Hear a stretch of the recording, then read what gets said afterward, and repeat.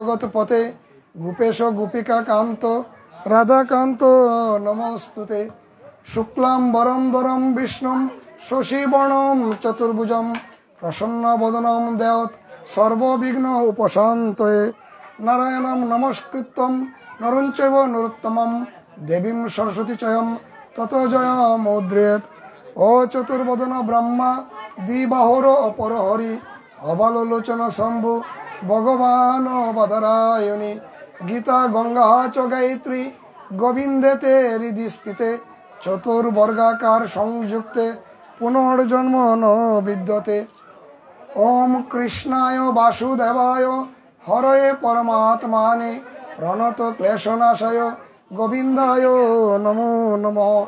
নমো ব্রহ্মণ্য দেবায় গোব্রাহ্মণ্য হিতায় চ জগদ্ধিতায় কৃষ্ণায় গোবিন্দায় নমো নমঃ। পাপহং পাপকর্মহং পাপাত্মা পাপসম্ভব ত্রহিমাং পুণ্ডরীকাক্ষং সর্বপাপ হরে হরি। তমেব মাতাশ্চ পিতা তমেব তমেব বন্ধুশ্চ সখা তমেব তমেব বিদ্যা দ্রবিণম তমেব তমেব সর্বং মম দেবদেব। য়স্য শরণমাত্রেণ জ্ঞানোৎপদ্যতে স্বয়ং সয়েব সর্বসম্পন্ন তস্मै শ্রী গুরুবে নমঃ। মুখম করোতি বাচলম পঙ্গু লঙ্ঘয়তি গিরিম ইয়ৎ কৃপা তমং বন্দে পরমানন্দ মাধবম। সকলে কৃপা করে হাত উঠাই। জয় শ্রীকৃষ্ণ চৈতন্য প্রভু নিত্যানন্দ শ্রী অদত্ত গদাধর শ্রীবাসাদি গৌর ভক্ত বৃন্দ। হরে কৃষ্ণ কৃষ্ণ কৃষ্ণ হরে হরে হরে রাম রাম রাম হরে হরে। হরি ওম তৎসৎ হরি ওম তৎসৎ হরি ওম তৎসৎ। যাই হোক, অনাদির আদি গোবিন্দের কৃপায় আজকে আমরা যে উদ্দেশ্যে পাঠে প্রবেশ করতে চাই, তার আগে আমরা যেহেতু সত্যরঞ্জন সমাজপতির বড় ভাই স্বর্গীয় সোমের সমাজপতির উদ্দেশ্যে আজকে গীতা পাঠের শেষে কণিকা অন্ন দান করবেন বা অন্ন প্রসাদ বিতরণ করবেন। যে দানের যে মহিমা মহাভারতে এইভাবে বলা আছে, আমরা তো মহাভারতের ভিতর থেকেই গীতাকে পেয়েছি, সবাই জানি তো সেটি। বিশ্ব পর্বের মহাভারতের 18টি পর্বের মধ্যে বিশ্ব পর্বের 25 নম্বর অধ্যায় থেকে 42 নম্বর অধ্যায়ের ভিতরেই শ্রীমদ্ ভগবদ গীতা ভগবান দান করেছিলেন অর্জুনকে, অর্জুনের মাধ্যমে সমগ্র বিশ্ববাসীকে। আমরা গীতায় যাব, তার আগে দানের মহিমাটা আমরা একটু আলোচনা করে নিই, যেহেতু কথা প্রসঙ্গে এসে গিয়েছে। মহাভারতে একটি জায়গায় বর্ণনা আছে, পুরাকালে কীর্তিরাজ নামে এক রাজা ছিলেন, অত্যন্ত ধর্মীয় পরায়ণ প্রজাবৎসল। তার রাজ্যে অত্যন্ত সুখে শান্তিতে প্রজাগণ বসবাস করতেন। তার স্ত্রীর নাম ছিল গায়ত্রী। কিন্তু দুর্ভাগ্যের বিষয়, তিনি অত্যন্ত সুখে বাস করলেও শান্তিতে থাকতে পারতেন না, ওনার ভিতরে শান্তি ছিল না। আমরা সকলেই বলি কিনা যে এই মুক্ত সুখে শান্তিতে আছে, আসলে শব্দ কিন্তু এখানে দুটো, একটু খেয়াল রাখবেন। আমি সুখে থাকতে পারি, আমার ভিতরে শান্তি নাও থাকতে পারে। রাধে রাধে। জিনিসটা বুঝতে হবে যে টাকা পয়সা ধন দৌলত গাড়ি বাড়ি সব কিছুই আমার আছে, এটা হলো আমার সুখ। কিন্তু যদি কাউকে জিজ্ঞেস করেন, বলবেন যে তুমি কি শান্তিতে আছো, বলে যে না রে ভাই, আমার ভিতরে শান্তি নাই। সুখ থাকলেও ভিতরে আমার শান্তি নাই। বিষয়টা হলো এই, কীর্তিরাজ সুখী ছিলেন কিন্তু তার ভিতরে শান্তি ছিল না। কারণ কি? তিনি ছিলেন পুত্রহীন, সন্তানহীন। তো তিনি একদিন তার স্ত্রীকে নিয়ে রাধা গোবিন্দের মন্দিরে যাচ্ছিলেন পুজো দেওয়ার জন্য। পথিমধ্যে তারই রাজকর্মচারী ঝাড়ুদার তাকে দেখে মুখটি ফিরিয়ে নিলেন। তার ভিতরে জিনিসটা গেঁথে গেল। রাজার নাম যেন কি বলছিলাম? কীর্তিরাজ। মনে রাখবেন, তার স্ত্রীর নাম গায়ত্রী। তখন রাজা মনে মনে চিন্তা করলেন যে আমি হলাম এই রাজ্যের রাজা এবং আমার এই বেতনভুক্ত মালি বা ঝাড়ুদার সে রাজ দরবারের সব কিছু পরিষ্কার পরিচ্ছন্ন করে, কিন্তু আমরা প্রতিদিন ভোরে গোবিন্দের চরণে পূজা করে প্রসাদ গ্রহণ করে দিনের কাজকর্ম শুরু করি, কিন্তু আজ তাকে প্রথম দেখার পর সে আমাকে দেখে মুখটি ঘুরিয়ে নিল, আমার স্ত্রীকে দেখেও মুখটি ঘুরিয়ে নিল। কারণটা কি? যথারীতি রাজকার্যে বসার পর তাকে ডেকে পাঠানো হলো। কাকে? এই ঝাড়ুদারকে, মালিকে আনার পর তাকে জিজ্ঞেস করা হলো যে তুমি কেন আমাদেরকে দেখে তুমি তোমার মুখটি ঘুরিয়ে নিলে? আমরা সকলেই জানি সেটি সমাজে প্রচলিত আছে, যাদের সন্তান হয় না ঘুম থেকে উঠে তাদের মুখ দেখলে কি হয়, মানে দিনটি অশুভ কাজে চলে যায়। অর্থাৎ যারা সন্তানাদি নাই, অর্থাৎ আমরা আঞ্চলিক ভাষায় বলি আটকুড়ার মুখ দেখলে নাকি দিনটি ভালো যায় না। তো এই প্রজা রাজকুশের কর্মচারী সে মহারাজকে প্রণাম করে বলেন, মহারাজ যদি অভয় দেন তাহলে বলতে পারি যে ঠিক আছে তোমাকে অভয় দেওয়া হলো। আসলে রাজা আপনার তো কোনো সন্তান নেই, আর দিনের শুরু করেছিলাম আমি ঝাড়ু দিয়ে, আর আপনি গিয়েছিলেন এমন সময় গোবিন্দের পুজো দিতে। এই প্রথম দিনের শুরুতে আপনাকে দেখা মাত্রই ভাবলাম যে আপনার মুখটি যেন আমি দর্শন না করি, সেই কারণে আমি মুখটি ঘুরিয়ে নিয়েছিলাম। এই কথা শুনে রানীমা গায়ত্রী দেবী এবং কীর্তিরাজ অত্যন্ত ব্যথা পেলেন মনে। তারা মনের দুঃখে তাদের কুলু গুরুদেবের কাছে গেলেন, গিয়ে বললেন, গুরুদেব আমরা আর এই রাজ্যপাট চাই না, আমরা দুজন আপনার আশ্রমে বানপ্রস্থ গ্রহণ করতে চাই। গুরুদেব অনেক বুঝালেন যে তুমি যদি রাজ্যে না থাকো এর প্রজাগণ কষ্ট পাবে, সুখে শান্তিতে থাকতে পারবে না, তোমার রাজ্য তো সুন্দরই চলছে। গুরুদেব আমি তো থাকতে চাই, কিন্তু আমার মনে যে কোনো শান্তি নেই, শান্তির অবস্থানটা তো আপনি বুঝতেই পারছেন, আমার কোনো পুত্র সন্তান, আমার বিহলে আমার এই রাজ্য কে পরিদর্শন করবে? তখন গুরুদেব ধ্যান করে বললেন যে তুমি পুত্র সন্তান চাও তো? গুরুদেব আমি চাই, আমি একজন পুত্র সন্তান চাই যে পরবর্তীতে আমার রাজ্যভার গ্রহণ করবে। তোমাদের আসলে সন্তান আদি নাই, তবে আমার তপু বলে, আমার তপস্যা বলে তোমাদেরকে একটি পুত্র সন্তান দিতে পারি, তবে তার আয়ু হবে 21 বছর। তার যখন 21 বছর পূর্ণ হবে তখন সে মৃত্যুবরণ করবে। কথাটা একটু মনোযোগ দিয়ে শুনবেন, পরবর্তীতে আরো একটু ভালো লাগবে। মনোযোগ দিয়ে শুনলে বুঝতে পারবেন দানের কি মহিমা, অন্ন দানের কি মহিমা। তখন রানী এবং রাজা তারা পরামর্শ করলেন যে অপুত্রকে চেয়ে পুত্র সন্তান হলে তো আমাদের যে কলঙ্ক একটা আছে যে আমরা বন্ধা বা আটকুড়া, এইটা তো দূর হবে। ঠিক আছে গুরুদেব আমরা সেটাই চাই, 21 বছর বয়সে যদি আমার পুত্র সন্তান হারিয়েও যায় তবুও আমাদের একজন পুত্র সন্তানের প্রয়োজন। তখন গুরুদেব একটি তপস্যা করে তাকে কিছু এই অন্ন দিলেন, দিয়ে বললেন যে তুমি গোবিন্দের চরণে একটি ভোগ নিবেদন করে এই অন্নগুলো তোমরা দুইজন ভাগ করে খেয়ে নিবে। তারা যথারীতি গুরুদেবের কথা মতো গোবিন্দের চরণে অন্নভোগ লাগানোর পরে, এটা মহাভারতের কথা আমার কথা নয়, লাগানোর পরে দুজনে প্রসাদ গ্রহণ করলেন। যথারীতি সময় মতো রানীমা গর্ভবতী হলেন, যথারীতি পুত্র সন্তান জন্মগ্রহণ করলেন। পুত্রের নাম রাখা হলো দানরাজ। কি নাম রাখা হলো? দানরাজ। কীর্তিরাজের ছেলের নাম দানরাজ। শিশুটি এমনই ঠাকুর পরায়ণ ভক্ত হলেন, কারণ এটা তো ধ্যান বলে বা তপু বলে প্রাপ্ত সন্তান। সে ছোট সময় থেকে যাকে দেখে অসহায় নিপীড়িত দারিদ্র ব্যক্তিদের দেখলেই সে তার অকাতরে তার হাতে যা কিছুই থাকে সে দান করে, এমনকি ঘর থেকে নিয়েও সে অনেক কিছু দিয়ে দেয়, বস্ত্র দিয়ে দেয়, আপনার কাপড় চোপড় দিয়ে দেয়, থালা বাসন দিয়ে দেয়, ধান চাল যাই থাকে, স্বর্ণ মুদ্রা যা আছে সব কিছুই সে ছোটবেলা থেকেই দান করে।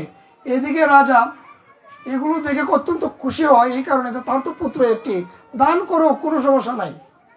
সে যথারীতি যেগুলো দান করার কথা নয় সেইগুলোও দান করে। রাধে রাধে। যথা নিয়মে দিন যায়, বছর যায়, রাজ্যের সুখ শান্তি বেড়েই চলেছে। যখন বয়স 16, 17, 18 হলো, তখন রাজা মনে মনে চিন্তা করলেন 21 বছর তো আর বেশি দিন নয়, তা আমার ছেলেকে আমি বিয়ে দিয়ে দিতে চাই। যদি 2-3 বছরের ভিতরে একটি পুত্র সন্তান তারও আসে, তাহলে তো আমার বংশ রক্ষা হবে, এই রাজ্যপাট রক্ষা হবে। যথারীতি 18 বছর বয়সে দানরাজকে বিয়ে করালেন আরেক রাজ্যের রাজকন্যাকে। সেও আবার যথারীতি আবার দানবীর। ওই মহিলাও স্বামীর মতো দান করতে ভালোবাসেন। তো যখন 21 বছর জন্মদিন পূরণ হলো, ওই দিনের 3-4 দিন আগ থেকে রাজা এবং রানীমা কীর্তিরাজ এবং গায়ত্রী দেবী খুব নাওয়া খাওয়া ছেড়ে দিয়ে একদম চিন্তিত হয়ে পড়লেন। কারণ পুত্র সুখ তো পেয়ে যাবেন, গুরুদেবের কথা তো ফলে যাবে, মুনি ঋষিদের কথা তো বৃথা যায় না, সত্য যুগের কথা এটি। তখন ছেলে এবং ছেলের বউ, পুত্রবধূ যথারীতি মা বাবাকে সেবা যত্ন করতেছেন এবং জানার চেষ্টা করতেছেন তারা কি হয়েছে, তাদের সমস্যাটা কোথায়। তারা তাকে সেটা বলে না, শুধু চোখের জল ফেলে আর বলে, হে গোবিন্দ, হে ঠাকুর, আমার কপালে বুঝি এই ছিল, এই মায়ার জগতে তুমি আমাকে সন্তান দিয়েছিলে, আমি তোমার কথা মতো সন্তানকে পেয়েছিলাম। আজ 2 দিন বাদেই তার 21তম জন্মদিন হবে। সেই জন্মদিনে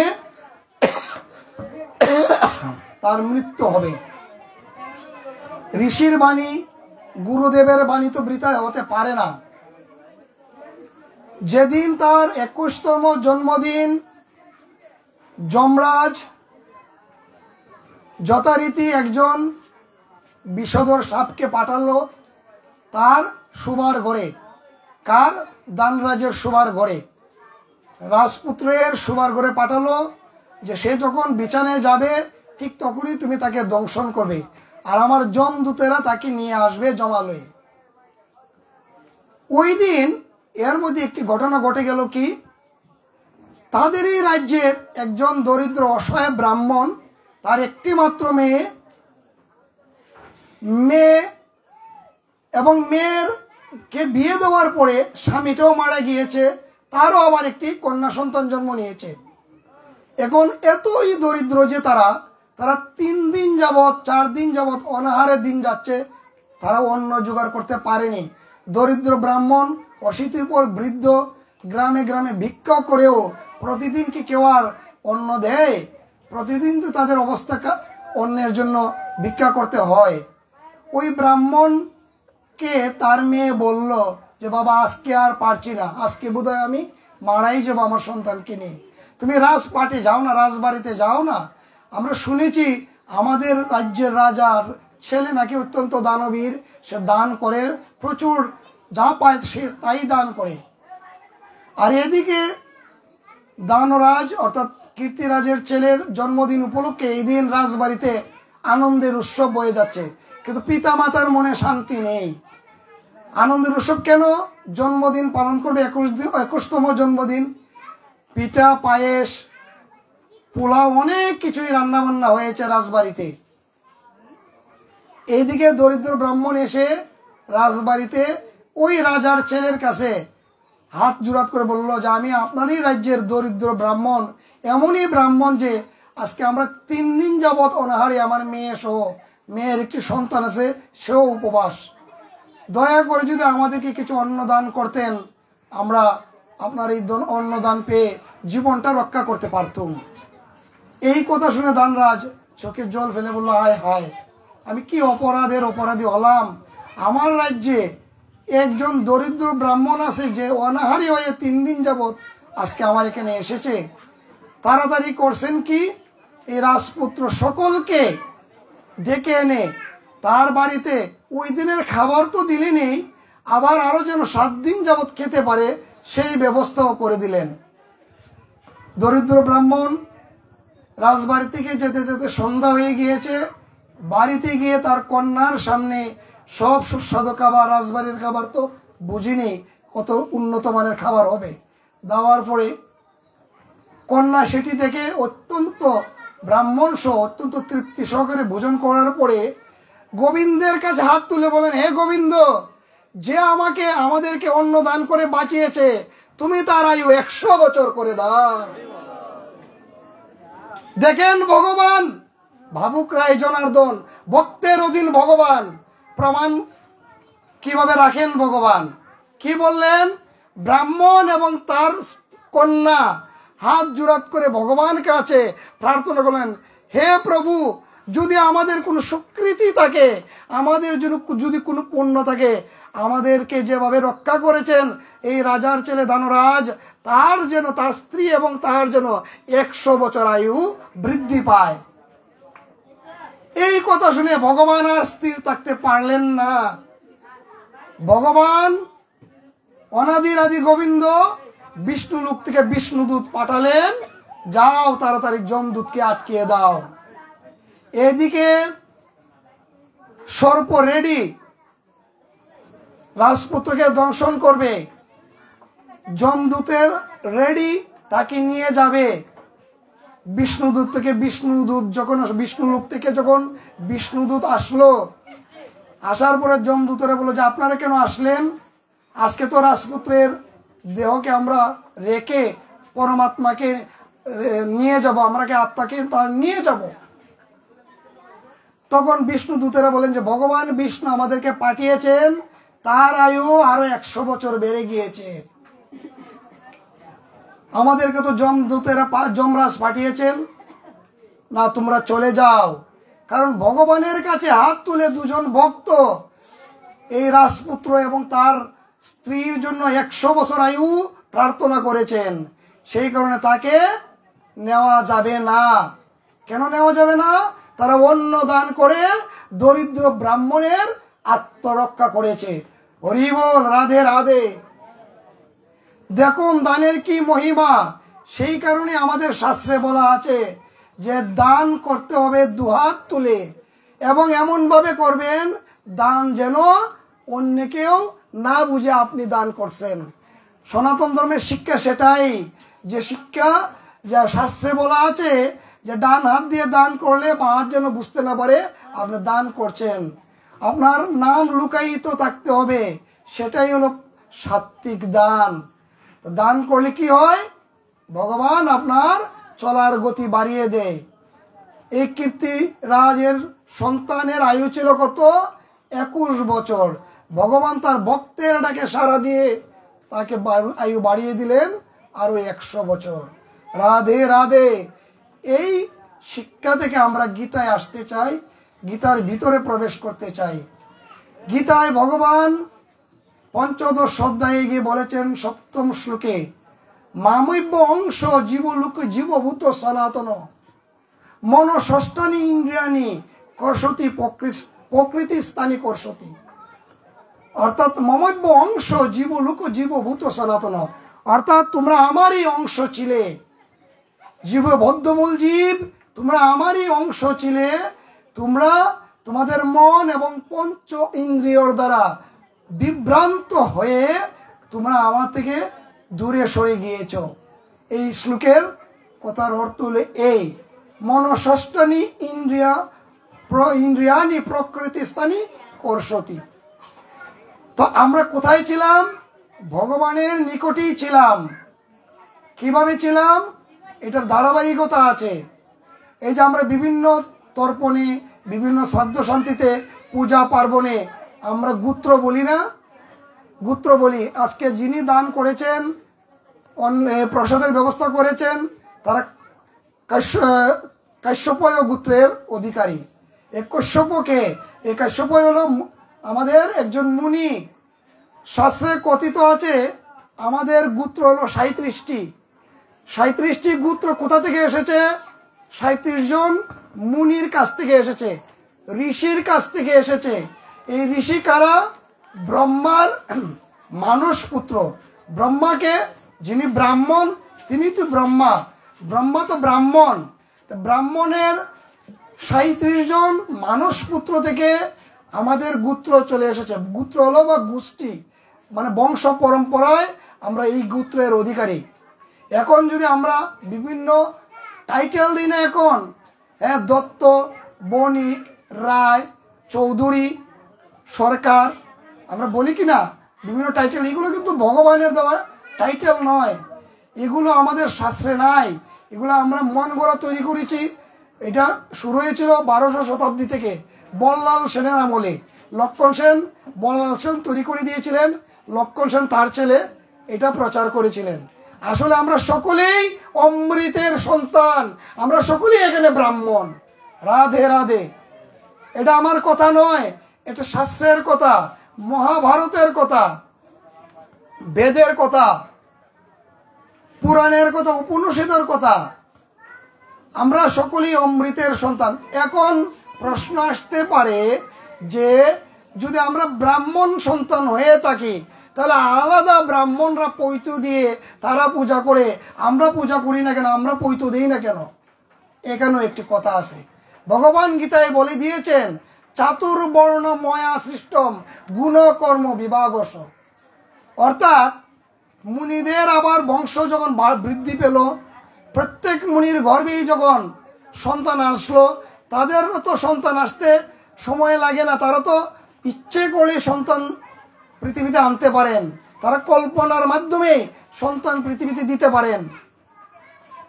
এই 37 জন মুনির মাধ্যমে যে আমরা এসেছি পৃথিবীতে, আজকে এত পরিপূর্ণ 900 কোটি মানুষ এই পৃথিবীতে। সারা ভারতবর্ষ বলতে আমরা এই ভারতবর্ষকে বুঝি না, ভারতবর্ষ বলতে বোঝানো হয়েছে সারা পৃথিবীর সকল দেশকে বোঝানো হয়েছে ভারতবর্ষ। সেই সারা পৃথিবীতেই আবির্ভূত হয়েছিলেন দাপুর যুগে ভগবান কৃষ্ণচন্দ্র অনাদি রাধি গোবিন্দ।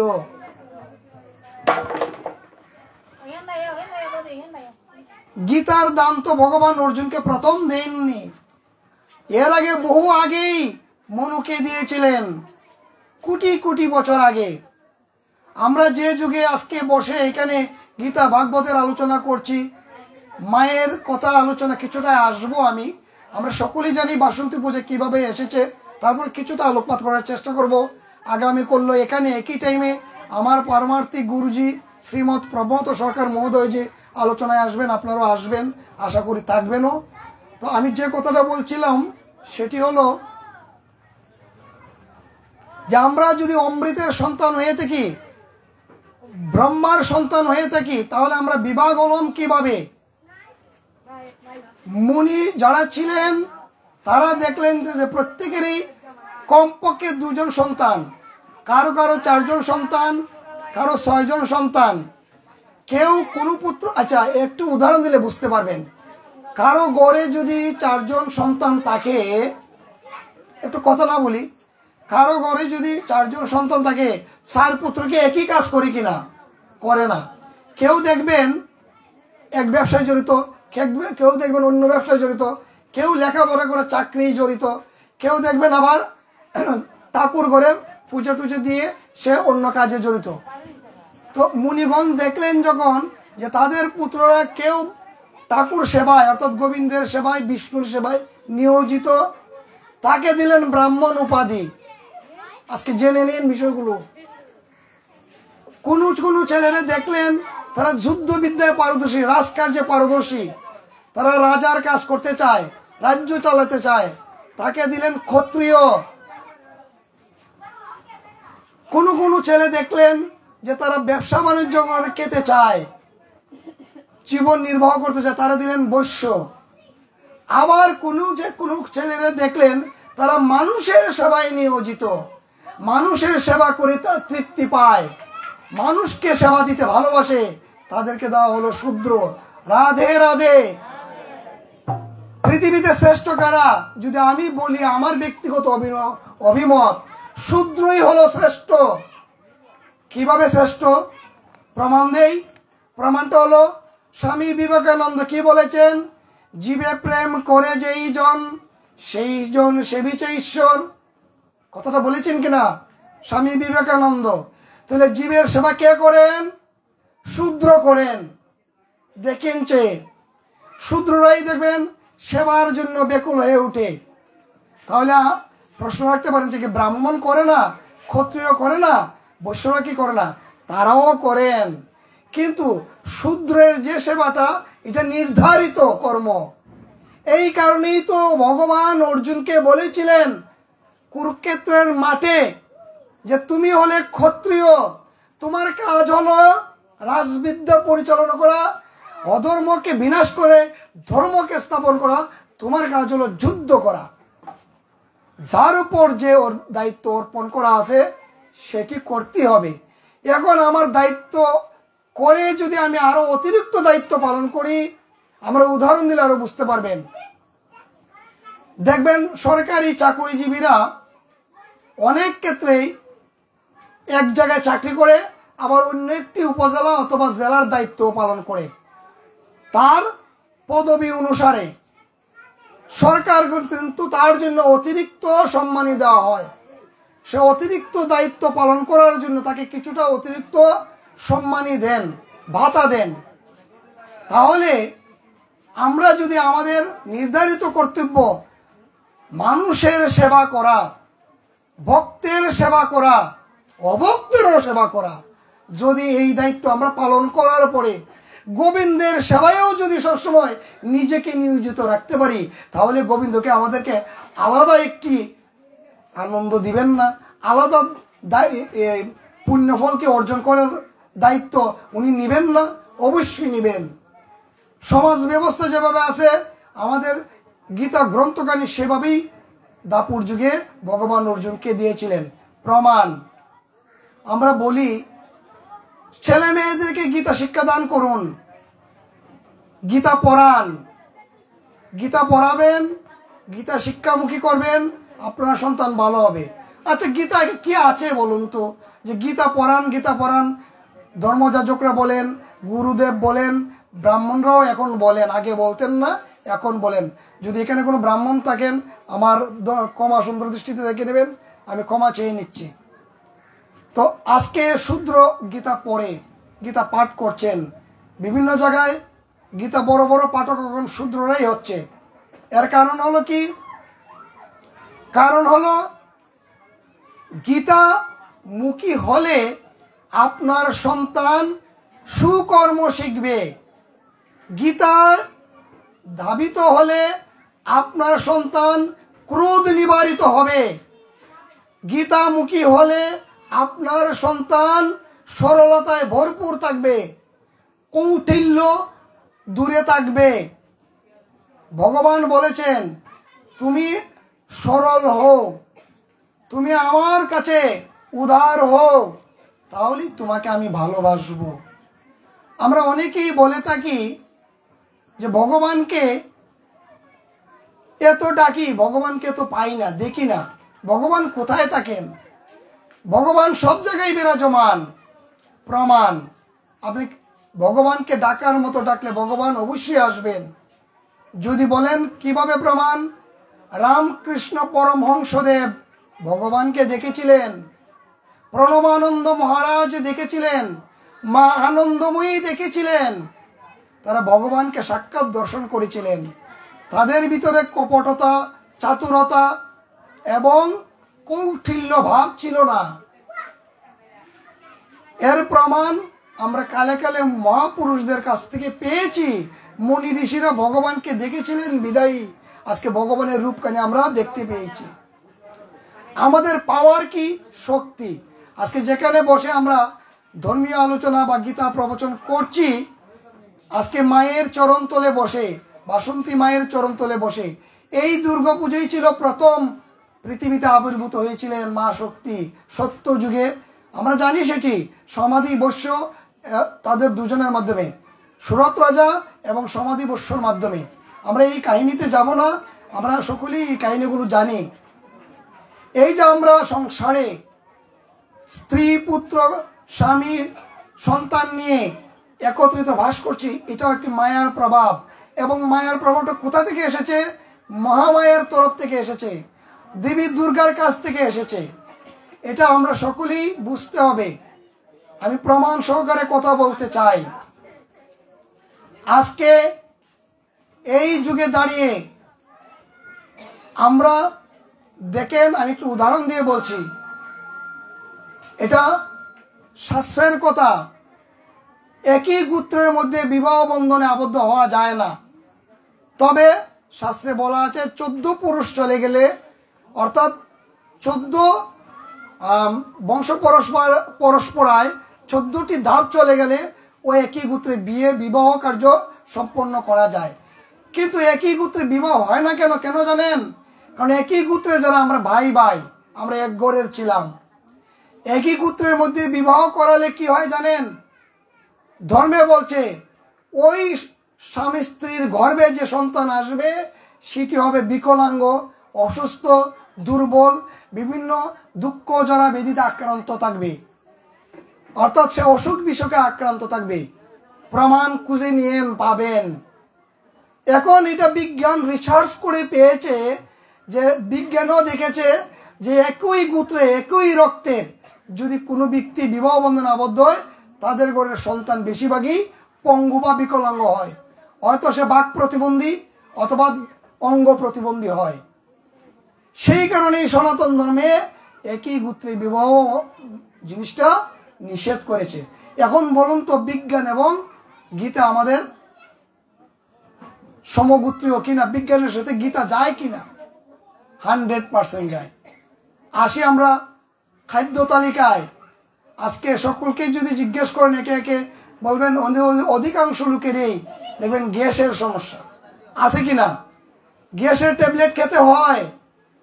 গীতায় বলেছেন, যদি আমার কথা, গীতার কথা আমরা স্মরণ করি, গীতায় তো বাস্তব জীবনের প্রতিফলন। গীতার প্রতিটি শ্লোক যদি গবেষণা করেন বুঝতে পারবেন আপনার ওই শ্লোকটা ওই জায়গায় কাজে লাগে, ওই শ্লোকটা ওই জায়গায় কাজে লাগে। কিন্তু আমরা গীতাতে মন দিই না বিদায় একদম শ্লোকটি পড়ে যাবে, বাংলা অর্থ পড়ে যায়, আমরা বুঝতে পারি না যে কোন জায়গায় কোন গীতার কোন শ্লোকটি বর্তমান প্রেক্ষাপটে কাজে লাগছে। সপ্তদশ অধ্যায়ে ভগবান, আমরা কিন্তু এই অধ্যায়গুলো সাধারণত আলোচনা করি কম। বিভিন্ন বড় বড় পাঠকরা 1 থেকে 10 অধ্যায়ের ভিতরেই বিষয় আলোচনা করেন। কিন্তু আজকে আমি পঞ্চদশ অধ্যায় থেকে শুরু করেছি। ষোড়শ অধ্যায়, সপ্তদশ অধ্যায়। ষোড়শ অধ্যায় হলো দৈব আসর সম্পদ বিভাগ যোগ। মা শক্তি পৃথিবীতে আবির্ভূত হয়েছিলেন। আমি একটু এই কথাটা সেরে আবার গীতায় আসছি। পৃথিবীতে আবির্ভূত হয়েছিলেন অসুরদেরকে বিনাশ করার জন্য, সুরদের রক্ষা করার জন্য। শক্তি প্রতিটি ঘরে ঘরেই বিরাজমান। তাই ঋষিজ পুত্র কাজী নজরুল ইসলাম তার গানে বলেছিলেন, কি বলেছিলেন? বলেছিলেন যে খড়ের প্রতিমা পুজিস রে তোরা, মাকে তো তোরা পুজিস নে। প্রতিমার ঘরে প্রতিমা বিরাজ করে, আয়রে অন্ধতা জুজিস নে। অর্থাৎ আমরা খড়ের প্রতিমা বানিয়ে পূজা করি, কিন্তু প্রতি ঘরে যে প্রতিমা আছেন, মার পূজা আমরা করতে চাই না। মায়ের ভিতরেই তো প্রতিমা বিরাজমান। রাধে রাধে। যদি প্রতিমাকে আমরা পূজা করি, প্রতিমাকে আমরা শ্রদ্ধা করি, তাহলে এই যে খড়ের প্রতিমা মা দুর্গা প্রাণ প্রতিষ্ঠা পেয়ে 3 দিন 4 দিন আমাদের মাঝে থাকবেন মা, এই মাকে আমরা পাবো আমার মায়ের মাধ্যমেই। মা হলেন শক্তি, পাওয়ার। একই ঘরে যদি পিতা না থাকেন, আমরা একদিন সকলেই চলে যেতে হবে। আমরা অনিত্য সংসারে এসেছি, আমরা কিন্তু এই অনিত্য সংসার থেকে একদিন চলে যেতে হবে নিত্য ধামে। এটা মানি কিনা? সকলেই না মানলেও মানতে হবে, সেটাই সত্য। এই অনিত্য ধাম থেকে আমাদের একদিন যেতেই হবে। তাহলে আমাদের পিতা যদি না থাকে, যদি মা থাকেন, শক্তি থাকেন, তাহলে সন্তান কিন্তু মানুষ হয়। তার প্রমাণ আমি নিজেই। আর যদি মা না থাকেন, তাহলে মা মরলে বাপ কি হয়? কি বলে জানি? তালুই হয়। আমাদের ভাষায় বলে তালুই হয়, মা মরলে পিতা হয় তালুই।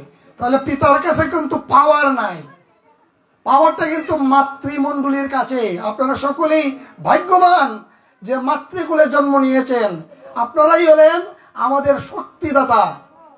সেই কারণেই ভগবান মাকে পাঠিয়েছেন শক্তি রূপে, যে পৃথিবীর সকল শক্তির আধার হলো মা দুর্গা। এই দুর্গা দেবীর চরণ তলে বসে আজকে আমরা অনাদের আদি গোবিন্দের কথা আলোচনা করছি। ৮০ মূল জায়গায় গীতা কি বলছেন, খাওয়া খাদ্য নিয়ে কি বলছেন। দেখেন আমরা এত আধুনিক হয়েছি এই সমাজে, এতই আধুনিক হয়েছি যে আধুনিকের ভরপুরে আমাদের ঘরের মধ্যে fridge, TV, television, mobile set সহ কোনো কিছুই আর বাদ নাই। সব কিছুই আধুনিক প্রযুক্তি যা কিছু আছে সবগুলি আমাদের ঘরে বিরাজমান। এটাই আমাদের সবচেয়ে বড় কাল হয়ে দাঁড়িয়েছে। মোবাইল ফোন শিশুদের লেখাপড়া কেড়ে নিয়েছে, টেলিভিশন স্বামীর সোহাগ, স্বামীকে ভালোবাসা কেড়ে নিয়েছে। কথাটা শুনতেও একটু খারাপ লাগলেও ধ্রুব সত্য কথাটাই বলছি। আর ফ্রিজ, এই যে রিফ্রিজারেটর বলি আমরা, আর আঞ্চলিক ভাষায় বলি ফ্রিজ, সেটাই আমাদেরকে আর বড় বিপদে ফেলে দিয়েছে। আরেকদিন আরেকটি পাঠে আমি সেটি বলেছিলাম বাতিলপুরে। গীতায় ভগবান সপ্তদশ অধ্যায় বলেছেন, আয়ু সত্য বলারোগ্য সুখ প্রীতি বিবর্ধনা রস্যা স্নিগ্ধা শ্রীবিদ্যা আহার সাত্বিকা প্রিয়াহা কটু অম্ল লবণ অতুষ্ণ তুষ্ণ রুক্ষ্ণ বিদাহীন আহারা রাজশস্য ইষ্টা দুঃখময় সুখপ্রদাহা জাত ইয়ামাম গত রসম পূর্তি পর্যসিত চৈয়ত উচ্ছিষ্টম সমৃদ্ধম বুজনম তামসম প্রিয়ম। অর্থাৎ পৃথিবীতে 3 প্রকারের ব্যক্তি আছে, 3 প্রকারের লোক আছে, রাজসিক, তামসিক এবং সাত্ত্বিক। আমরা এই কলি যুগে এসে, কলি অর্থ কি? অন্ধকার। এই অন্ধকার যুগে আমাদের চোখ থাকার পরও আমরা দেখি না। এই কলি যুগে এসে আপনারাই বিচার করবেন কোন ধরনের পূজা করবেন। কলি যুগে এসে আমরা তামসিক পূজায় মত্ত হয়ে গিয়েছি। সত্য যুগে ছিল সাত্ত্বিক পূজা, ত্রেতাতেও সাত্ত্বিক পূজা ছিল, দাপরেও ছিল অর্ধেক, আর কলি যুগে পুরাটাই নাই। কিছু কিছু ব্যক্তি যদিও সাত্ত্বিক পূজা করে, তার পূজাতে কেউ যেতে চায় না। আমরা সাত্ত্বিক পূজা তো রাজসিক এবং তামসিক পূজাই ব্যস্ত, তামসিকটাই বেশি এখন। আমাদের খাদ্য ক্ষেত্রেও আমরা এখন তামসিক খাবারে মত্ত হয়ে গেছি। এই তামসিক খাবারটাই হলো আমাদের জন্য অসুস্থতার মূল কারণ। গীতায় তো বলে দিয়েছেন, আয়ু সত্য বলারোগ্য সুখ প্রীতি বিবর্ধনা রসা স্নিগ্ধা আহার সাত্বিক প্রিয়াহা। অর্থাৎ যে খাদ্য তাজা, টাটকা এবং রসযুক্ত, সেই খাবারই হলো সাত্বিক ব্যক্তিদের প্রিয় খাবার। মামা কথাটা কি ভুল বললাম? সঠিক। এই যে খাবারগুলো আমরা কি খাই এখন, দেখবেন আপনারাই বলেন, আমার বাবা বেঁচে ছিলেন 90 বছর, আমার বাবা বেঁচে ছিলেন 110 বছর। তারা সারের খাবার খেতেন না, তারা প্রকৃতিতে ওই বিশ্রার মধ্যে খাবার সবজি ফলাতেন, সার বিহীন খাবার ফলাতেন, সেই খাবার তারা খেতেন। এবং যখন এই আপনার ক্ষেত থেকে নিয়ে আসতেন, ফসলের মাঠ থেকে নিয়ে আসতেন, তখন এনে রান্না করতেন। আর এখন আমরা এতই আধুনিক হয়েছি, আমরা করি কি, বাজার থেকে যা কিছুই কিনে এনে সবগুলো ফ্রিজে ঢুকিয়ে রাখি। 7 দিনের বাজার করে ফেললাম, নেও গিন্নি 7 দিনের বাজার করলাম, এখন এখান থেকে ফ্রিজ থেকে বের করে করে খাবে। ফ্রিজের খাবারটি উদাহরণস্বরূপ আজকেই পরীক্ষা করে দেখতে পারেন, আগামীকালকেও পরীক্ষা করে দেখতে পারেন। যে সবজিটি টাটকা আজকে রান্না করবেন, আর যে সবজিটি ফ্রিজে রেখে পরের দিন রান্না করবেন, টেস্ট কিন্তু একরকম হবে না, স্বাদ কিন্তু একরকম হবে না, পরেরটা একটু কম হবে, তাই না? এটাই হলো আমাদের জন্য অসুস্থতার মূল কারণ। আমরা রাজসিক এবং তামসিক খাবারে মত্ত হয়ে গিয়েছি, যার ফলে আধুনিক যন্ত্রপাতির কলকারখানায় আবদ্ধ হয়ে আমরা সাত্বিক খাবার ভুলে গিয়েছি, যার ফলে আমরা যা খাই তা আমরা হজম করতে পারি না। আর হজম যদিও বা করতে চাই, তাহলে ট্যাবলেটের প্রয়োজন, গ্যাস্ট্রিক হয়ে যায়, ডায়াবেটিস হয়ে যায়, এবার হার্ট ব্লক হয়ে যায়। আপনার সাত্বিকরা আবার গ্রহণ করুন, আপনার এই 3টা রোগের একটি রোগও থাকবে না। হার্ট ব্লক, হার্ট ডিজিজ এবং গ্যাস্ট্রিক এগুলো থাকবেই না। কিন্তু আমরা তো গীতাতে নাই, আমরা গীতার বাইরে চলে গিয়েছি, যে কারণেই আজকে আমরা এই কষ্টের মধ্যে, এই অনিত্য সংসারে কষ্টের মধ্যে আমরা আছি। তো আমরা এই কলি যুগটা হলো অন্ধকার যুগ। এই অন্ধকার যুগে আমরা, অন্ধকারের মধ্যে কি কিছু দেখতে পাওয়া যায় মা? কিছুই দেখতে পাওয়া যায় না, কারণ অন্ধকারের মধ্যে আন্দাজের উপরে চলতে হয়। আমাদের শাস্ত্র পূজা পার্বণ আন্দাজের উপরে চলছে। এই পূজাতেও দেখবেন এই যে বিভিন্ন ধরনের যারা পূজার আয়োজক, তারা হয়তো আমাকে একটু মনে মনে রাগ করতে পারেন, করলেও আমার করার কিছু নেই, শাস্ত্রে যা বলা আছে তা আমাকে বলতেই হবে। এই পুজোতেও দেখবেন যে আমরা যতক্ষণ পর্যন্ত মায়ের অঞ্জলি প্রদানে থাকি ততক্ষণ পর্যন্ত আমরা সাত্ত্বিক ভাব ধারণ করি থাকি। কিন্তু অঞ্জলি প্রদানের পরে যেখানে মাতৃবন্দনা হওয়া উচিত সেখানে আমরা করি কি, ধেই ধেই করে নাচি, অশ্লীল গান বাজাই। এক লোক বিজয়া দশমীতে মাকে বিসর্জন দেওয়ার জন্য তার আগে মাকে রেখে ধেই ধেই করে ডক ডক করে খেয়ে, মানে বেকুল হৃদয়ে নৃত্য করতে করতে মার সামনে মাকে বিসর্জনের জন্য গঙ্গায় গিয়েছে। গঙ্গায় গিয়ে সে আর সাঁতার জানে না, মায়ের সাথে সেও গঙ্গার মধ্যে পড়ে গিয়েছে। এখন সে বলতেছে, মা আমি তো গঙ্গায় পড়ে গিয়েছি, সাঁতার জানি না মা, তুমি আমাকে রক্ষা করো মা, রক্ষা করো। মা বলছে, কিছুক্ষণ আগে না তুই আমার সামনে এই যে অশ্লীল নৃত্য করছিলি, তোকে আমি আর বাঁচাতে চাই না, তুই এখানেই ডুবে মর, তোর এই নৃত্য আমি দেখতে চাই না। আচ্ছা উদাহরণস্বরূপ বলি, আমাদের সকলেরই মা আছেন, যাদের মা আছেন তাদের সন্তানকে বলি, তোমরা যদি তোমাদের মায়ের সামনে আমরা যেভাবে দুর্গাপূজায় বিজয় দশমীর দিন যেভাবে নৃত্য করি, মায়ের সামনে যদি এইভাবে নাচি, মা কি ভালো ভাবেন? ভালো বলবে মা? আপনারা কি বলবেন? কি বলবেন, এই অসভ্যটা তুই আমার সামনে এইভাবে নাচতেছিস কেন? হ্যাঁ, মায়ের সামনে এইভাবে কি নাচতে পারে? তাহলে মা দুর্গার সামনে আমরা এইভাবে ডক ডক করে কি সাই পাশকে আমরা নাচবো কেন? এটা কি শাস্ত্রে বলা আছে নাকি? শাস্ত্রে তো এটা নাই, কিন্তু এটা আমরা করি। এই হলো আমাদের তামসিক পূজা। ওই যে কলি, অন্ধকার, কলি মানে অন্ধকার, এই অন্ধকার যুগে আমরা বসবাস করছি। আপনারা কি জানেন আমাদের এই কলিযুগ, এটা হলো 28 নম্বর কলিযুগ। এর আগে 27 বার কলিযুগ এসে গেছে। 28 নম্বর কলিযুগ প্রমাণ। 27টা কলিযুগ, 27টি সত্যযুগ, 27টি দাপর যুগ, ত্রেতা যুগ। এটা আপনি প্রমাণ দিবেন কিভাবে? প্রমাণ এখনই পেয়ে যাবেন। এই যে আমরা মোটর সাইকেল, ট্রাক, বাস, গাড়ি চালাই কিনা বলেন, এগুলো কি দিয়ে চলে? পেট্রোল, অকটেন, ডিজেল দিয়ে চলে না? এই যে বিদ্যুৎ উৎপাদন হচ্ছে গ্যাস দিয়ে, আমরা আজকে বিদ্যুতের সুব্যবহার করছি। এগুলো আসে কোত্থেকে? গ্যাস থেকে। গ্যাস কোত্থেকে আসে? মাটির নিচ থেকে না মা? মাটির নিচ থেকে আসে। কোটি কোটি হাজার কোটি বছর আগে সত্য, ত্রেতা, দ্বাপর, কলি যে 27টি যুগ ছিল, এক একটি যুগের বয়স কত? আমরা যদি দাপর যুগ থেকেও ধরি, এই কথা বলে না, এই শিশুরা কথা বলে না, এদেরকে সরিয়ে দেন, একটু সরিয়ে দেন তো। দাপর যুগের বয়স হলো 8,64,000 বছর, কলি যুগের বয়স 4,32,000 বছর। এই যে বয়সগুলো কলিযুগ চলছে, এইটা মাত্র 5,000 বছর হলো, 5,040 বছর চলে প্রায়। তাহলে এই যে কোটি কোটি লক্ষ কোটি বছর চলে গেল, পৃথিবী উলট পালট গেল, এইগুলো হলো জীবাশ্ম। এই যে খনিজ তেল আমরা পাই, এগুলো কিন্তু জীবের তেল, মানুষের তেল, গাছের তেল। ওই যে কয়লা পাই আমরা, কোটি কোটি মানুষ না, শুধু কোটি কোটি জীবের জীবাশ্ম থেকে আমরা পেট্রোল, অকটেন, ডিজেল পাই। তাহলে 27টি কলিযুগ, সত্যযুগ, দাপর যুগ, ত্রেতা যুগে যে লক্ষ কোটি মানুষ ছিল, সেগুলো মাটির তলে চলে গিয়েছে, ধ্বংসস্তূপ চলে গিয়েছিল।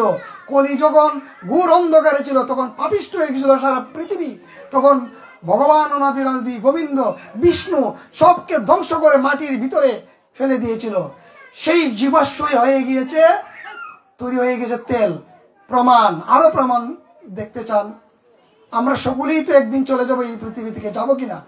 আর যারা আমরা জীবিত আছি, যারা চলে গিয়েছেন এই পৃথিবী থেকে, তাদেরকে যখন আমরা নিয়ে যাই শ্মশানে, যখন আমার মতন একজন ব্যক্তি এই দেহে যখন প্রাণ থাকবে না, আমাকে যখন আপনারা সকলে মিলে চিতায় তুলবেন, তোলার পর যখন আমাকে যখন লাকড়ি দিয়ে পুরানো হবে, অর্থাৎ মহাযজ্ঞ করা হবে, আমাদের শরীর থেকে এক ধরনের তেল নির্গত হয় কিনা? মরদেহ থেকে তেল বা চর্বি জাতীয় জিনিস নির্গত হয়। এটাই হলো জীবাশ্ম। সেটি মাটির তলে পড়ে গিয়ে petrol, octane, diesel, kerosene, gas তৈরি হয়েছে। যেখানে আপনার পেট্রোল ডিজেল আছে, সেখানে গ্যাসও আছে। তো এগুলো মানুষের জীবাশ্ম, বিভিন্ন জীবের জীবাশ্ম থেকে তৈরি। সেই কারণেই এটার প্রমাণ হলো 27টি কলিযুগ, সত্যযুগ, দাপর যুগ, ত্রেতা যুগ যদি না আসতো, তাহলে এই জীবাশ্ম আমরা মাটির তল থেকে পেতুম না, আজকে বিদ্যুৎ জ্বলতো না। এই কলিযুগে একদিন ধ্বংস হবে, ধ্বংসের দ্বার প্রান্তে চলে যাবে। যখন ধ্বংস হবে, তখন আমরা কেউই রক্ষা পাবো না। কিছুদিন আগে দেখেছেন পত্রপত্রিকায়, মায়ানমার এবং থাইল্যান্ডে ভূমিকম্প হয়েছে। 10 তলা 20 তলা বিল্ডিং 1 সেকেন্ডের মধ্যে মাটির তলে চলে গিয়েছে। 10 তলা বিল্ডিং কি ফাইলিং করে তৈরি করা হয়নি? 20 তলা বিল্ডিং কি ফাইলিং করে করা হয়নি? ফাইলিং এর ফরও তলে গেল কিভাবে? ভগবান চাইলে কি না করতে পারেন। 1 সেকেন্ডে বাদশা, 1 সেকেন্ডে ফকির বানিয়ে দিতে পারেন। 1 সেকেন্ড সময় লাগবে। এটা আমরা বিশ্বাস করি তো?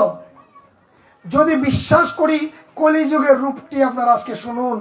গীতার বর্ণনা, মহাভারতের বর্ণনা, মহাভারতের থেকে তো গীতা এসেছে। মহাভারতের কুরুক্ষেত্রের যুদ্ধের পরে কলি যখন আসবে সমাগত, তখন একজন সন্ন্যাসী হস্তিনাপুরে ধৃতরাষ্ট্রের পর যে রাজা হয়েছিলেন কুরুক্ষেত্রের যুদ্ধের পর, ধর্মরাজ কে ছিলেন? যুধিষ্ঠির মহারাজ এবং তার 4 ভাই পঞ্চপাণ্ডব। তারা পঞ্চপাণ্ডব 4 ভাই ছিলেন তাহার সিকিউরিটি গার্ড, এখনের ভাষায় বলি।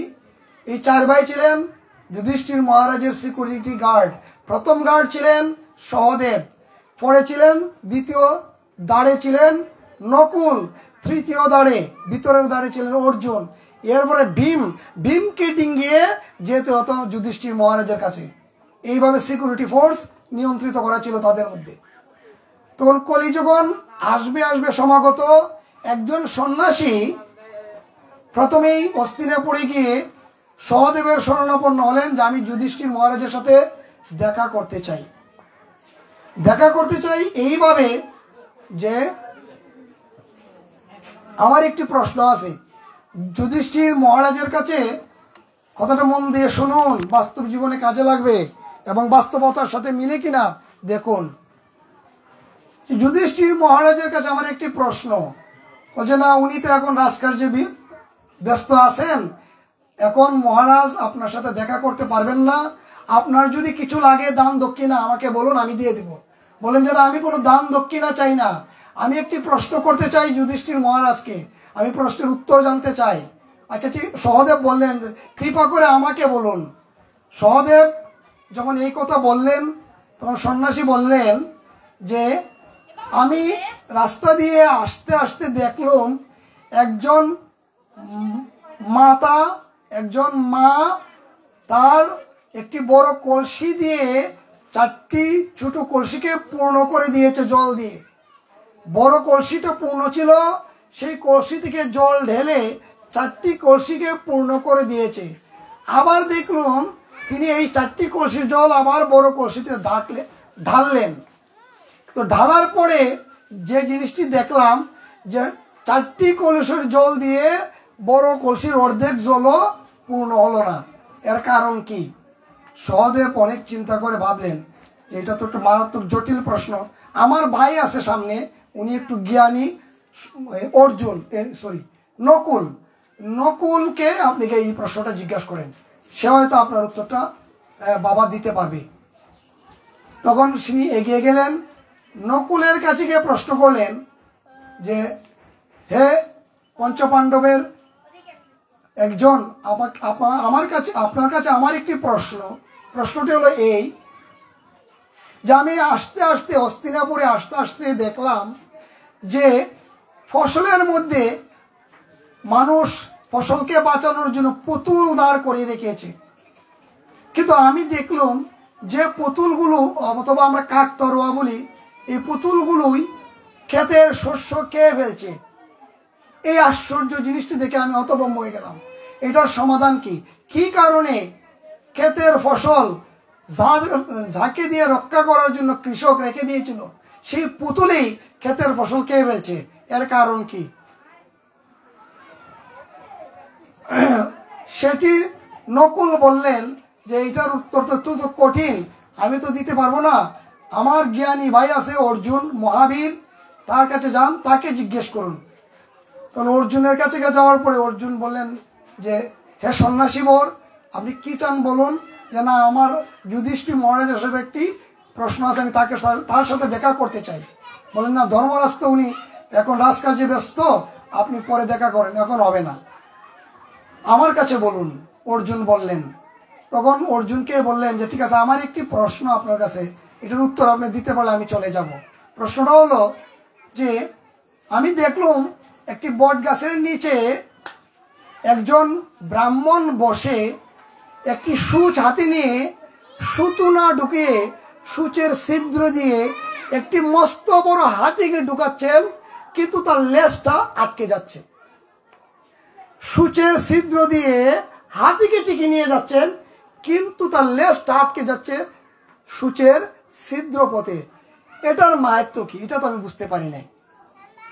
তখন অর্জুন চিন্তা করলেন, আরে সর্বনাশ, সূচের ভিতর দিয়ে একটি সুতো পর্যন্ত মোটা হয়ে গেলে ঢুকানো যায় না, আর সেখানে হাতি ঢুকে ফেলছে। আচ্ছা ঠিক আছে, ভগবানের অপার লীলা, হাতিও যেতে পারে, কিন্তু লেজটা আবার আটকে গেল কেন?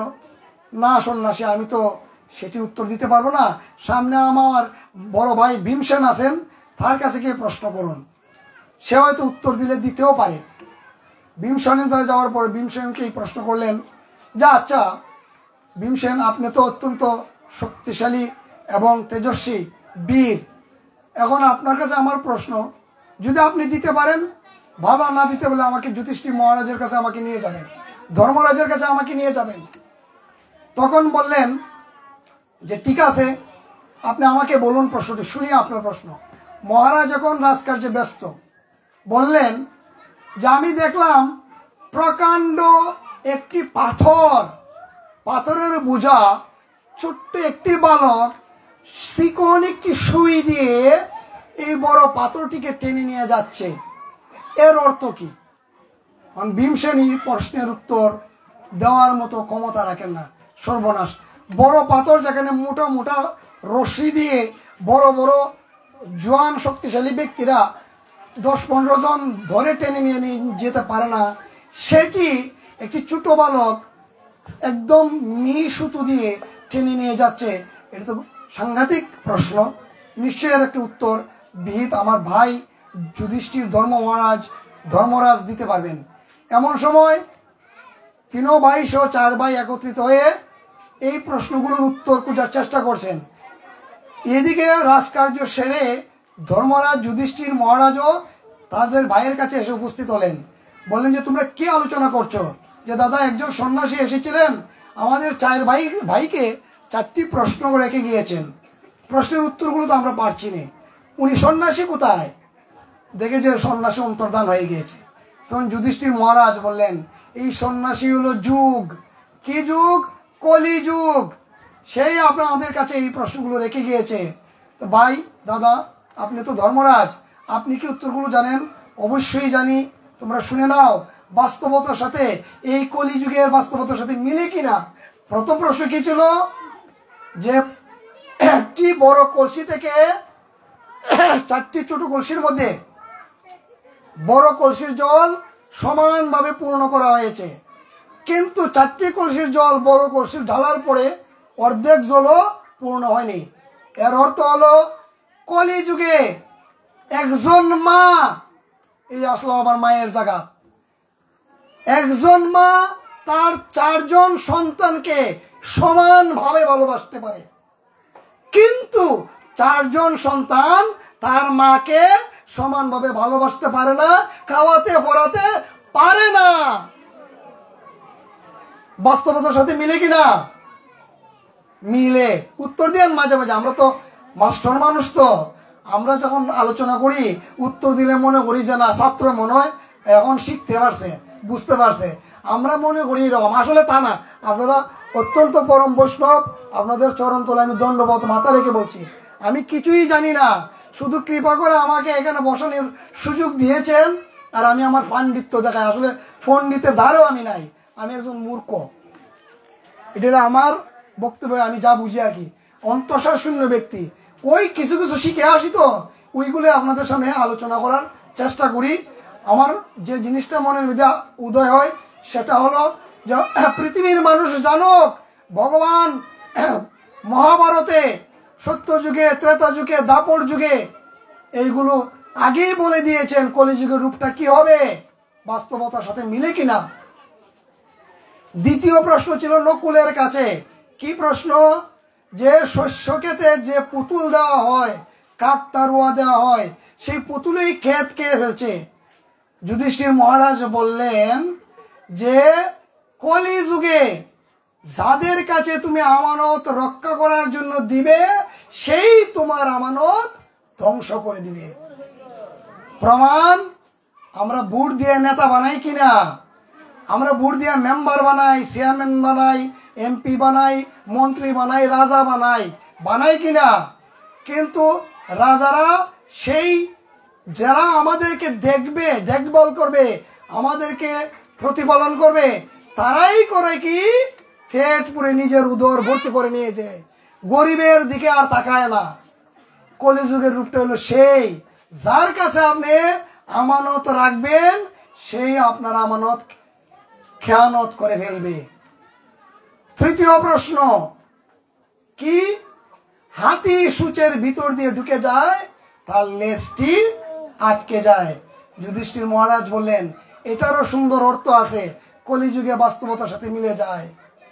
কলিযুগে বড় বড় ধনী লোক মানুষ হত্যা করে, গু হত্যা করে, অনেক কিছুই পাপ কর্ম করে টাকার জোরে বেঁচে যাবে, বেঁচে যায় কিনা? আইনের ভাগ ফুকর দিয়ে তারা বেঁচে যাবে, দুঃখিত। কিন্তু যারা গরিব, যারা খুব কম পয়সায় জীবনযাত্রা নির্বাহ করে, তারা ব্যাংক থেকে কিছু লোন আনে, কৃষকরা কিছু কৃষিকাজের জন্য লোন আনে, কিছু অর্থবিত্ত আনে, অথবা সরকারের কিছু টাকা পয়সা সরকার তাদের কাছে পায়, তাদেরকে কি দিনের পর দিন জেলে ভরে রাখবে, তাদেরকে জেলে ঢুকিয়ে রাখবে। আর যারা কোটি কোটি টাকা, হাজার কোটি টাকা সরকারের মেরে ফেলে দিয়েছে, মানুষ হত্যা করে ফেলেছে, তাদের আইন অনুযায়ী ফাঁসি হওয়ার কথা, তাদেরকে আইনের ভাগ দিয়ে তারা তাদের অর্থ দিয়ে বেঁচে যাবে। সেটাই হলো সূচের ভিতর দিয়ে হাতি বের হয়ে যায়, লেজটি আটকে যায়। চতুর্থ প্রশ্ন, কি প্রশ্ন? প্রশ্নটি হলো যে ছোট একটি শিশু ছোট্ট একটি সুতা দিয়ে কি করবে? বড় একটি পাথর টেনে নিয়ে যাচ্ছে, এটি কিভাবে সম্ভব? এখন এই প্রসঙ্গে পদকর্তা একটা গান লিখেছেন, আমি গানটার একটা লাইন বলবো শুধু। সময় আছে তো আপনাদের? আমার কণ্ঠ তেমন একটা ভালো না, কিন্তু আমি চেষ্টা করবো।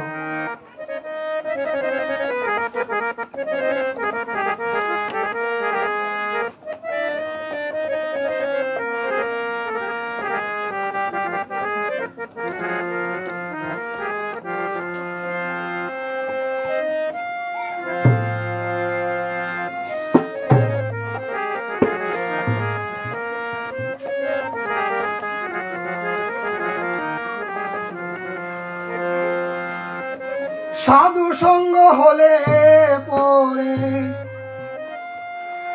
সাধু সঙ্গ হলে পরে জন্ম থেকে উদ্ধার হই।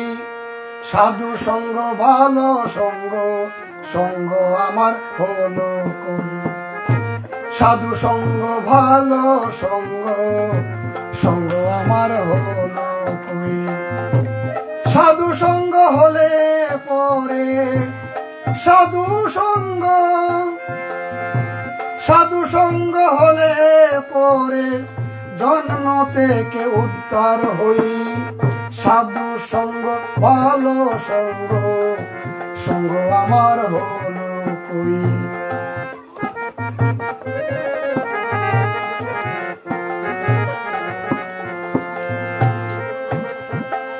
মুখে বলি হরি হরি, অন্তরেতে জুয়া চুরি। মুখে বলে হরি হরি, অন্তরে তার জুয়া চুরি। মুখে বলি হরি হরি, অন্তরেতে জুয়া চুরি। মুখে বলে হরি হরি, অন্তরে তার জুয়া চুরি।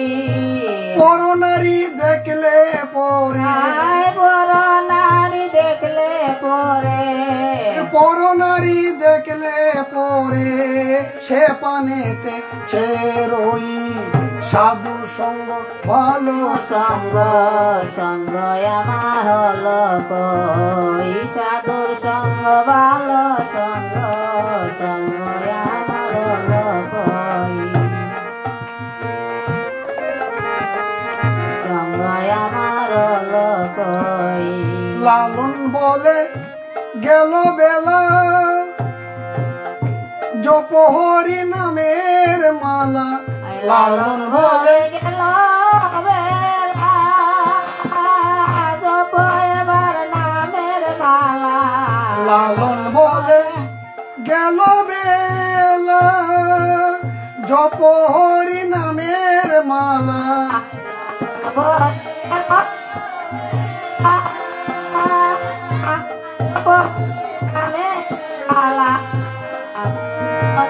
জপি আমি কাঠের মালা,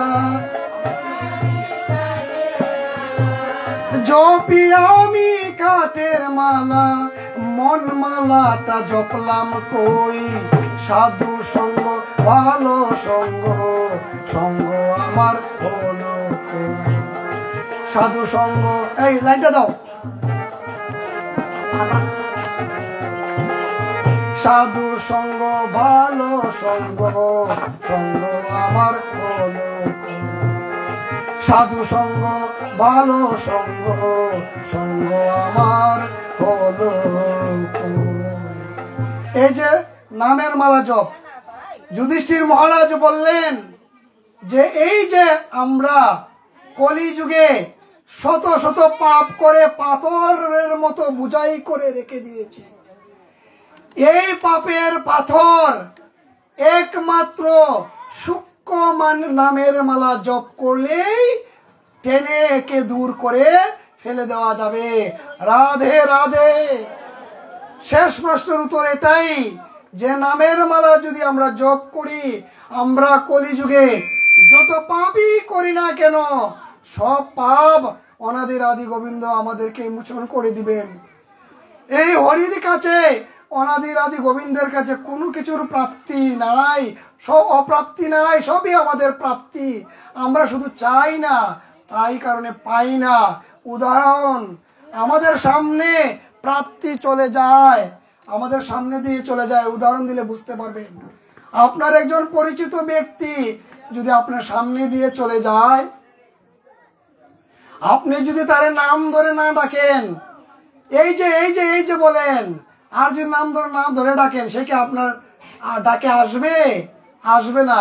যদি নাম ধরে ডাকেন যে দিদি, লক্ষ্মী দি, ইমুক দি, সাথী দি আসেন, তখন দৌড়ে আসবে। আসবে কিনা? নাম ধরে ডাকলে। ভগবান আমাদের চারপাশে আছেন, চতুর্দিকে আছেন, শ্বাসে প্রশ্বাসে নিঃশ্বাসে আছেন, কিন্তু আমরা ভগবানকে সেইভাবে ডাকি না বিদায় ভগবানও আসেন না। আর আমরা যা চাই ভগবান তা দিতে রাজি হন না। ভগবান বলেছেন আমি যদি ভগবান ভক্তকে ধরি, ভক্ত আমাকে ছেড়ে দিল, ভক্তকে আমি ছাড়ি না। প্রমাণ দাপর যুগে পুতনা রাক্ষসনী। কথা প্রসঙ্গে এসে গেল কথাটি। পুতনা রাক্ষসনী আপনারা সকলে জানেন যে তার ইচ্ছা ছিল এর আগের যুগে ভগবানকে দুগ্ধ পান করাবেন, এমন একটি ছেলে যদি আমার থাকতো। আমি এই দিঘার যাই না, পুতনার মধ্যে থাকি, কথাটা বোঝানোর জন্য। ভগবান যে বলেছেন যে আমি যদি ভক্তকে ধরি, ভক্ত আমাকে ছেড়ে দিল, ভক্তকে আমি ছাড়ি না। এর প্রমাণ হলো পুতনা বধের কাহিনী। পুতনা যখন ভগবানকে টেনে কুলে নিলেন, নেওয়ার পর এখানে অনেক কাহিনী আছে। বলছেন হে প্রভু, আজকে আমি জানি আমার আজকে মৃত্যু হবে, তোমার কাছে আমার একটি প্রশ্ন, আমার একটি কথা প্রভু। আমি তোমাকে খুলে নিয়েছি ভগবান জ্ঞানে। আমার চোখ দিয়ে যখন জল অশ্রু পড়বে, সে অশ্রুটা যখন গড়িয়ে গড়িয়ে তোমার চরণ ধৌত করবে, তখন তুমি আমার স্তন পান করবে। পুতনা রাক্ষসী অসুর হলেও সে ছিলেন পরম ভক্ত। পরম ভক্ত জানি না দিদি, পরম ভক্ত ছিল সে। পুতনা রাক্ষসীকে রাক্ষসী যখন ভগবান কৃষ্ণকে শিশুকালে দুধ পান করার জন্য কুলে তুলেন, তখন বললেন যে প্রভু আমি চোখ দিয়ে অশ্রু গড়িয়ে তোমার চরণ ধৌত করে দিব, তখন তুমি আমার স্তন পান করবে। আজকে জানি আমার মৃত্যু হবে তোমার হাতে, আমি জানি আমার ভাইয়ের কথা রক্ষা করতে আমি এসেছিলাম তোমার এখানে। তখন ভগবান বললেন তথাস্তু। যখন ভগবান পুতনা রাক্ষসীর স্তন যখন টান দিলেন, তখন পুতনা রাক্ষস বলে এই ছেড়ে দে, পারছি না। ভগবান খিটখিটে এসে বললেন যে আমি যাকে ধরি তাকে আমি ছাড়ি না। হরি বল।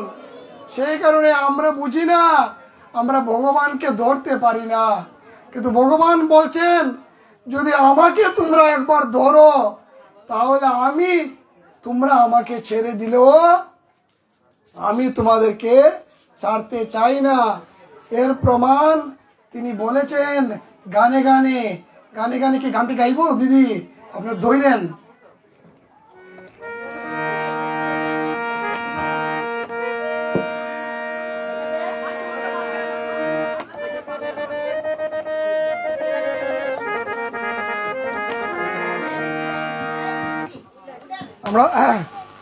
আমরা একটু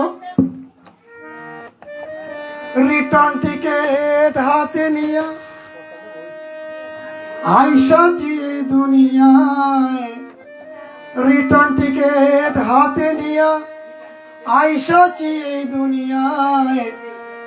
টাইম হইলে যাইতে হবে, যাওয়া ছাড়া উপায় নাই। রিটার্ন টিকেট হাতে নিয়ে আইসাছি এই দুনিয়ায়। টাইম হইলে যাইতে হবে, যাওয়া ছাড়া উপায় নাই। টাইম হইলে যাইতে হবে, যাওয়া ছাড়া উপায় নাই। হরে কৃষ্ণ কৃষ্ণ কৃষ্ণ হরে হরে, হরে রাম রাম রাম হরে হরে। সকলেই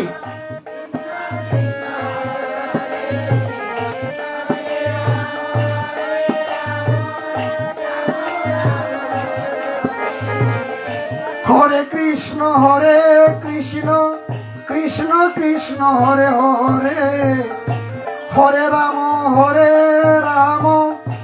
রাম রাম হরে হরে।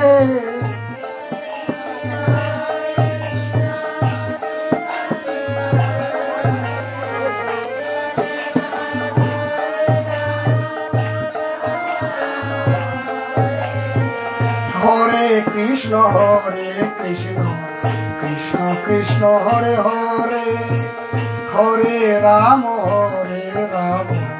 রাম রাম হরে হরে।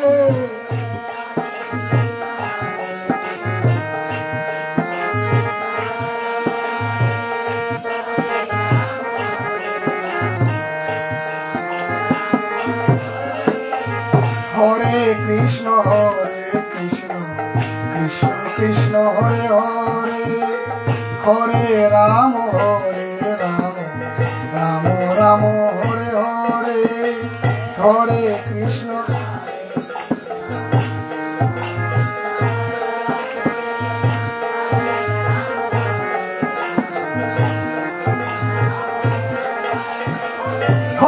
কৃষ্ণ হরে কৃষ্ণ কৃষ্ণ কৃষ্ণ হরে হরে হরে রাম